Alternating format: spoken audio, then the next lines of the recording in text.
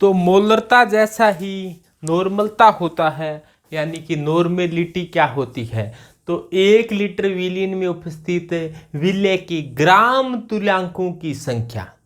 तो 1 लीटर विलीन में विलय के कितने ग्राम तुल्यांक है वो क्या कहलाती है, नॉर्मलता।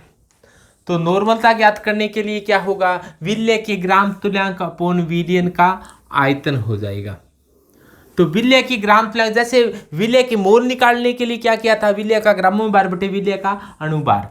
तो विलय के मोल की बजाय विलय के ग्राम तुल्यांक निकालने हो अपने को, ग्राम तुल्यांक। तो विलय के ग्राम तुल्यांक निकालने हो तो कैसे निकलेगा, विलय का ग्रामों में भार अपोन विलय का अणुभार की जगह क्या आ जाएगा, तुल्यांकी भार आ जाएगा। तुल्यांकी भार आ जाएगा, विलय के अणुभार की जगह विलय का तुल्यांकी भार आ जाएगा। तो विलय का ग्राम भार बटे विलय का अणुभार, तो विलय के मोल। विलय के ग्राम तुल्यांक क्या होगा, विलय के ग्राम भार बटे विलय का तुल्यांकी भार। तो मोलरता क्या, मोलरता की बजाय अपने अब नॉर्मलता का सूत्र क्या हो जाएगा, नॉर्मलता बराबर क्या हो जाएगा कि विलय का ग्रामों में भार बटे विलय का तुल्यांकी भार, तुल्यांकी भार अपोन विलीन का आयतन लीटर में। यदि ml में है तो ऊपर 1000 से गुणा करना पड़ेगा। तो विलय का तुल्यांकी भार को मैं EA से लिख दूं, तो विलय का अणुभार, तो विलय का ग्रामों भार बटे विलय का तुल्यांकी भार, तो ये आ जाएगा। अब नॉर्मलता को किससे दर्शाते हैं, n से। तो n बराबर क्या आ जाएगा, विलय का ग्रामों में भार बटे विलय का तुल्यांकी भार इंटू विलीन का आयतन लीटर में। यदि ml में है तो ऊपर 1000 से गुणा कर देंगे।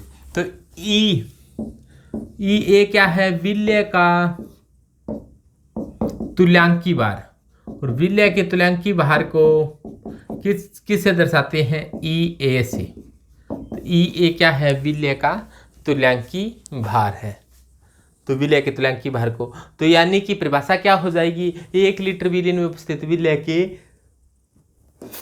ग्राम तुल्यांकों की संख्या। यानी कि जो मोलरता के अंदर जहां जहां अणुभार था, नॉर्मलता में वहां वहां क्या आ जाएगा, तुल्यांकी भार आ जाएगा। जहां मोल नाम था वहां पर क्या आ जाएगा, ग्राम में तुल्यांक आ जाएगा।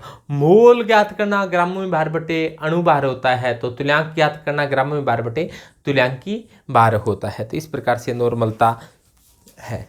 तो नॉर्मलता और मोलरता में बड़ा कौन है, नॉर्मलता बड़ी या मोलरता बड़ी। तो इसके लिए ऐसे याद रखो कि नानी बड़ी या मामी बड़ी, नानी या मामी कौन सी बड़ी आखिरकार, तो नानी बड़ी, नानी है वो मामी से हमेशा बड़ी है। जैसे मान लो नानी 60 साल की है, मामी 30 साल की है, तो मामी को नानी के बराबर बनाने के लिए नानी बराबर मामी इंटू 2 से गुणा करना पड़ेगा। यानी कि कोई भी एक संख्या से गुणा करना पड़ता है, उसको कहा जाता है वैलेंसी फैक्टर। यानी कि नॉर्मलता होती है वो बड़ी होती है मोलरता से। यदि नॉर्मलता को बराबर करना है मोलरता के, तो उसको वैलेंसी फैक्टर से गुणा करना पड़ेगा। ये वैलेंसी फैक्टर क्या होता है, इसे संयोजकता गुणांक कहा जाता है। ये अम्ल की अम्लता होती है, क्षार की क्षारकता होती है। तो तुल्यांकी भार ज्ञात करना हो तो अणुभार में संयोजकता का भाग देते हैं। यानी कि तुल्यांकी भार इक्विवेलेंट वेट ज्ञात करना हो तो मोलिक्यूलर वेट में वैलेंसी फैक्टर का भाग देते हैं। यानी कि तुल्यांकी भार ज्ञात करना हो, तुल्यांकी भार ज्ञात करना हो तो क्या करना चाहिए अपने को, अणुभार में संयोजकता का भाग दे दिया जाता है।